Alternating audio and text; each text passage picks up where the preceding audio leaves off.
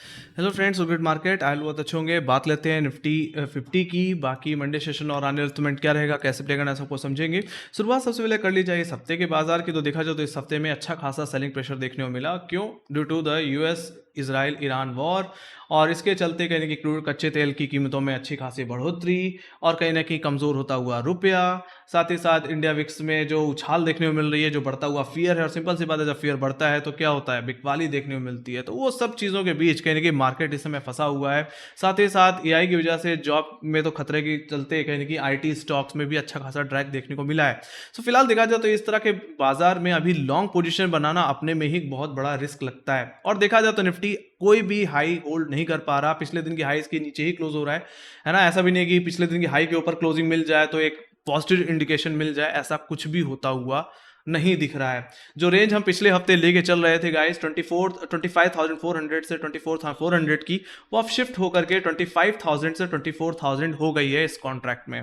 तो कहीं ना कहीं हम देख पा रहे हैं कि कॉलेटर धीरे धीरे कहीं ना कहीं प्रेशर बनाता जा रहा है, और पुट राइटर कहीं ना कहीं बैकफुट होकर के है ना निचले लेवल्स पे शिफ्ट होता जा रहा है। ये चीज हम कहीं ना कहीं ऑप्शन डेटा में देख सकते हैं। इस कॉन्ट्रैक्ट में सबसे ज्यादा क्वालिटी कहीं ना कहीं अब देखने को मिलती है 26,000 या 25,500 रुपए के बाद सीधे 25,000 के लेवल्स पे देखने को मिलती है। और ये कॉलेटर्स फ्राइडे ट्रेडिंग सेशन में 24,800, 24,700, 24,600, यहां तक कि 24,500 की कॉल ऑप्शन में भी फ्रेश ओआई बिल्ड करते हुए दिखे। और अब ये पुट राइटर्स बैकफुट होकर के अब सीधे 24,000 के लेवल्स पे आकर के खड़े हो चुके हैं। तो ये इंडिकेशन काफी ज्यादा ये चीज ऑलरेडी इंडिकेट कर रही है कि सेलिंग प्रेशर कितना है, और अब निफ्टी कहीं ना कहीं 24,000 के लेवल्स तक भी इस कॉन्ट्रैक्ट में जा सकता है। ये एक्सपेक्टेशन ऐसे भी बढ़ जाती है क्योंकि फ्राइडे ट्रेडिंग सेशन में यूएस के जॉब नंबर्स आए, जिसके चलते कहीं ना कहीं नैस्डैक हो चाहे डाउ जोन्स, सभी कहीं ना कहीं अच्छा खासा करेक्ट होते दिखे। नैस्डैक की बात की 1.5% ज्यादा करेक्शन थी, डाउ जोन्स कहीं ना कहीं ऑलमोस्ट 1% करेक्ट होता हुआ दिखा। तो देखा जाए तो यहाँ पे अनएम्प्लॉयमेंट बढ़ता हुआ दिख रहा है, इन्फ्लेशन का खतरा है, और बढ़ता हुआ क्रूड ऑयल के प्राइसेस भी कहीं ना कहीं यूएस मार्केट में एक बड़ी गिरावट ला रहे हैं। सिंपल सी बात है, यूएस मार्केट में गिरावट आएगी तो उसका इम्पैक्ट यूरोप में, एशियन मार्केट में पड़ता हुआ दिखेगा। तो ऐसा लगता है कि यस कि मंडे सेशन में एक गैप डाउन भी देखने को मिल सकता है, जिसके चलते अगर निफ्टी ने ये 24,400, 24,350 जैसे मैंने बताया था कि ये बहुत ही क्रूशल सपोर्ट जोन है, क्योंकि पिछले साल भी इसी जोन से एक अच्छा बॉटम बनाया था निफ्टी ने, एक मल्टी मंथ सपोर्ट बोल सकते हो इसे, है ना। और यहाँ पे बॉटम आउट करके निफ्टी ने एक नया हाई भी लगाया था। मेरा माने ये बहुत ही क्रूशल है ना। और अगर ये लेवल टूट जाता है तो निफ्टी एक बार के लिए 24,000 के लेवल को टेस्ट करेगा। इस कॉन्ट्रैक्ट में 24,000 के ही लेवल्स एक्सपेक्टेड है, बट सीधी सी बात है, अगर निफ्टी 24,300 रुपए के नीचे अगर सस्टेन कर रहा है तो मेरा मानना है 24,000 के टूटने के चांसेस काफी रहेंगे। और 24,000 क्या है, ये एक पुट राइटर का जोन तो है, साथ ही साथ वीकली बेसिस में यहाँ पे 100 वीक एक्सपोनेंशियल मूविंग एवरेज भी देखने को मिलता है। और 24,000 के टूटने पे निफ्टी में कोई सपोर्ट नहीं है। अगर आप ध्यान से देखें तो सीधे इसका 200 एमा जो आता है आखिरी मूविंग एवरेज, वो 21,900, 22,000 के लेवल्स पे आता है। और अगर आप ध्यान से देखें तो पिछले साल के जो फर्स्ट हाफ के जो लोज थे वो भी एग्जैक्टली 22,000, 21,900 के थे। तो ये कहीं ना कहीं एक्सपेक्टेड है कि अगर 24,000 का लेवल टूटा तो निफ्टी नेकेड है, will see some major sell off in Nifty 50। तो देखा जाए तो अभी तक तो निफ्टी में कुछ हुआ ही नहीं है। और वीकली बेसिस पे अगर हम ध्यान से देखें तो हमें क्या देखने मिलता है, एक डोजी कैंडल, जो कि एक अनसर्टेनिटी को इंडिकेट करता है। बट सिंपल सी बात है, मेरा मानना है इसकी अपर शेडो और लोअर शेडो पे ही नजर रखनी चाहिए। सिंपल सी बात है, अगर निफ्टी इस लोअर शेडो के नीचे सस्टेन कर रहा है तो यहाँ पे एक मेजर डाउन ट्रेंड का इंडिकेशन आपको आता हुआ दिखेगा। ऑलराइट, तो ये बात होगी गाइस ओवरऑल ओवरव्यू की, है ना। बात लेते हैं ट्रेडिंग स्ट्रैटेजी की, मंडे सेशन में हमें क्या करना चाहिए। तो जैसे ने बताया कि मंडे को गैप डाउन हो सकता है गैप डाउन 150 से 200 पॉइंट 300 पॉइंट का भी हो। फिलहाल ओपनिंग तो फिलहाल 24,400, 24,300 के नीचे एक्सपेक्टेड है।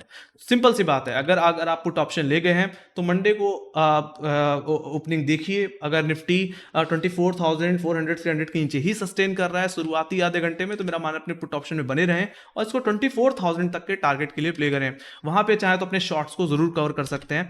बाकी जहां तक बात रही यहाँ पे सपोर्ट की, तो सीधी सीधी सी बात है 24,000 एक बड़ा पुट राइटर का जोन है। 23,934 जो एग्जैक्टली हमारा 12 मई का जो गैप अप हुआ था, एग्जैक्टली उसी लेवल है। तो मेरा मानना है अगर आप यहाँ पे लॉन्ग पोजीशन, अगर मैं लॉन्ग स्ट्रैटेजी की बात करूं तो सिंपल सी बात है 24,000 के लेवल पे हम शॉर्ट कवरिंग के बेसिस पे यहाँ पे एक लॉन्ग पोजीशन बना सकते हैं, और जो गैप हमें मंडे सेशन में देखने को मिलेगा उसको सेटल करने के सेंस में प्ले कर सकते हैं। ऐसे सिचुएशन में 24,000 200 और 24,400 350 का जोन आपके लिए अपसाइड टारगेट होगा। और सिंपल सी बात है, इस हफ्ते में यही जोन हमारे लिए वीकली सपोर्ट था, तो इसके ब्रेकडाउन के बाद यही जोन हमारे लिए आने वाले मंडे सेशन में रेजिस्टेंस जोन की तरह काम करेगा। तो जो भी आप लॉन्ग बनाएंगे उसको जरूर बुक करें, क्योंकि आपको पता है कि इस तरह के मार्केट में लॉन्ग स्टिक नहीं रही है और वापस बिकवाली देखने को मिल सकती है। तो ये जोन हमारे लिए बिकवाली के लिए भी काफी ज्यादा बेहतर होगा। तो शॉर्ट स्ट्रैटेजी के हिसाब से देखा जाए तो मेरा मानना है 24,400 24,350 पे रिजेक्शन मिले तो 24,000 के ऊपर एक एसएल लगा करके दोबारा निफ्टी को बेच देना चाहिए। कहां तक के लिए? 24,000 के लिए। सिंपल सी बात है, 24,000 का लेवल पे रीअटेम्प्ट होता है या 24,000 का लेवल टूट जाता है तो गिरावट और बड़ी हो सकती है। बाकी मेरा मानना है, अगर आप कोई मेजर रिवर्सल की एक्सपेक्टेशन रख रहे हैं या रिकवरी की एक्सपेक्टेशन रख रहे हैं, तो जैसे ने बताया कि वीकली बेसिस में जो कैंडल बनी है जिसका अपर शेडो क्या है एग्जैक्टली 25,000 24,900, इस पे नजर होगी। ये हमारे लिए आने वाले हफ्ते में वीकली रेजिस्टेंस जोन की तरह भी काम करेगा।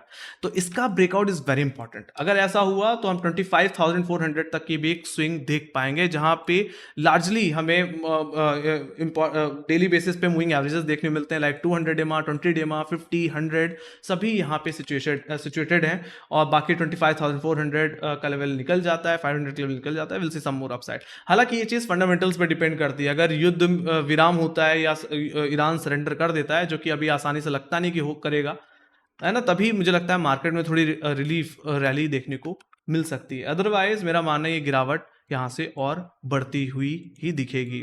तो हमने लॉन्ग स्ट्रैटेजी, शॉर्ट स्ट्रैटेजी दोनों के बारे में बात की। तो आप पुट ऑप्शन ले गए हैं तो 24,000 में बुक करें, बाकी वहां से आप शॉर्ट कवरिंग प्ले कर सकते हैं, क्योंकि इतनी गिरावट के बाद निफ्टी इंटरडे लेवल पे एक तरह से क्या होगा, ओवरसोल्ड होगा, है ना, तो वो रिकवरी आप लेकर के चल सकते हैं।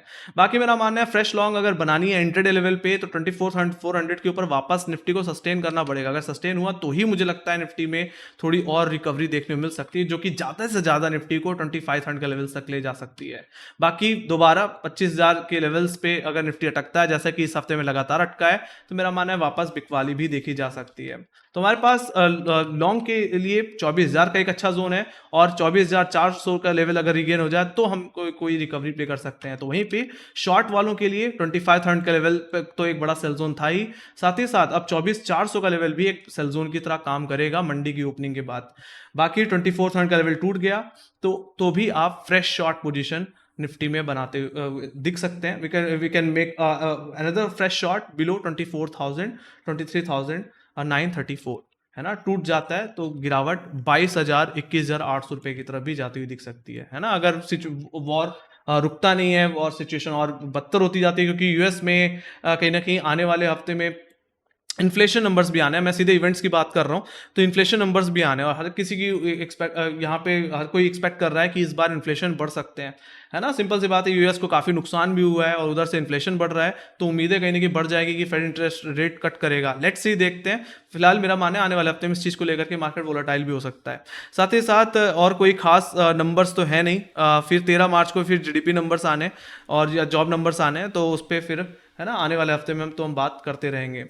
तो ओवरऑल कहीं ना कहीं सेंटीमेंट कैसा है? Overall sentiment still looking very very weak, है ना। तो अभी कोई मेजर रिवर्सल या कोई मेजर रिकवरी की उम्मीद नहीं रखनी चाहिए, है ना। उछाल पे बिकवाली करके चलिए। 25,000 एक बड़ा हर्डल है और अब कहीं ना कहीं 24,400, है ना, ब्रेकडाउन के बाद या गैप डाउन के बाद इमीडिएट हर्डल बन जाएगा, है ना। और फिर सारी की सारी नजरें 24,000 के लेवल्स पे होंगी इस कॉन्ट्रैक्ट में। हालांकि इसके टूटने के चांसेस इस हफ्ते में तो नहीं है, बट मेरा मानना है, मतलब इस कॉन्ट्रैक्ट में नहीं है, बट अगले कॉन्ट्रैक्ट में बुधवार के बाद हो सकता है निफ्टी 24,000 के नीचे भी फिसलता हुआ दिख जाए, है ना। इस चीज के भी एक्सपेक्टेशन है ना। और मैंने जो टारगेट्स बताए वो लेवल्स हो सकता है फिर आपको देखने को मिले, ठीक है। तो ये बात हुई गाइज निफ्टी की, है ना। आई होप आप लोगों को एनालिसिस में मजा आया होगा। तो अगर पसंद आए तो make sure guys like share subscribe दबा देना।